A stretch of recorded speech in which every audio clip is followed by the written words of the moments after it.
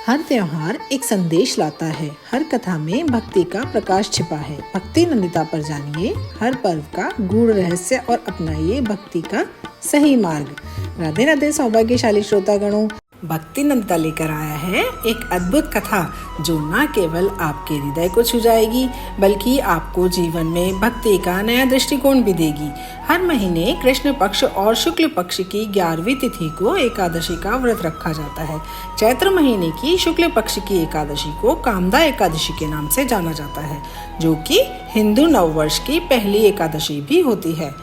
मान्यता है कि इस एकादशी का व्रत पूजन करने से भगवान विष्णु की कृपा प्राप्त होती है और साधक की हर मनोकामना पूर्ण होती है।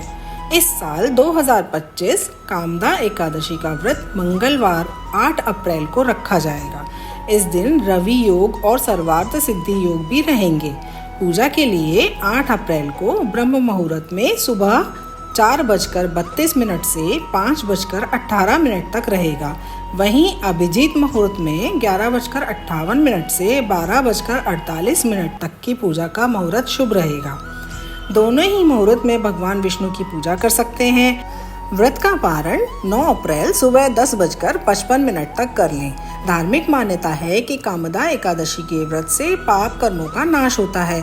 इस व्रत के प्रभाव से जाने अनजाने में किए गए पाप भी खत्म हो जाते हैं और मनोकामनाएं पूर्ण होती हैं। साथ ही कामदा एकादशी के व्रत से अक्षय पुण्य की प्राप्ति होती है। वाजपेय यज्ञ के समान पुण्य मिलता है। परिवार में सुख समृद्धि रहती है। पारिवारिक समस्याएं दूर होती हैं। पिशाचत्व आदि दोषों का नाश होता है। कामदा एकादशी की व्रत से अनेकों लाभ होते हैं। कामदा एकादशी की व्रत कथा में इसकी महिमा का वर्णन किया गया है। तो चलिए बिना समय गवाए हम बढ़ते हैं अपनी दिव्य और अद्भुत कामदा एकादशी की कथा की ओर। एक समय की बात है, युधिष्ठिर के पूछने पर भगवान श्री कृष्ण ने उन्हें चैत्र माह के कृष्ण पक्ष की कामदा एकादशी के महत्व के बारे में बताया था। कथा के अनुसार भोगीपुर राज्य पर राजा पुंडरीक राज्य करता था। उसके राज्य में धन और ऐश्वर्य की कोई कमी नहीं थी। भोगीपुर में ललित और ललिता नाम के युवक युवती भी रहते थे और दोनों एक दूसरे से प्रेम करते थे।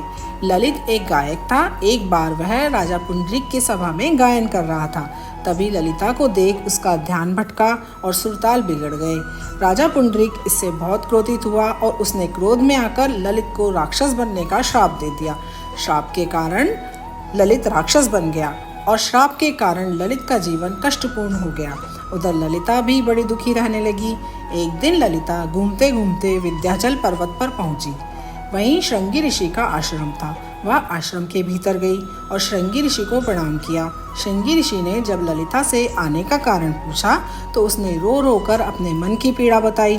श्रृंगी ऋषि ने ललिता को चैत्र शुक्ल की कामदा एकादशी का व्रत करने और भगवान विष्णु की पूजा करने को कहा। ऋषि ने कहा, व्रत का पारण करने के बाद इस व्रत का पुण्य ललित को दान कर दो। पुण्य के प्रभाव से उसे राक्षस योनि से मुक्ति मिल जाएगी। ललिता ने भी ठीक वैसा ही किया। उसने विधि विधान के अनुसार व्रत रखा, भगवान विष्णु की पूजा की और पारण के बाद पुण्य फल ललित को दान कर दिया। विष्णु जी की कृपा से ललित को राक्षस योनि से मुक्ति मिल गई। इस तरह ललित और ललिता दोनों प्रेम पूर्वक रहने लगे और मृत्यु के बाद उन्हें स्वर्गलोक में स्थान प्राप्त हुआ। इस एकादशी की महिमा अनंत है। पापों से मुक्ति, मनोकामनाओं की पूर्ति और अक्षय पुण्य की प्राप्ति, यह सब केवल एक ही व्रत से संभव है। तो इस कामदा एकादशी पर आप भी रखें व्रत और पाएं श्री हरि की कृपा।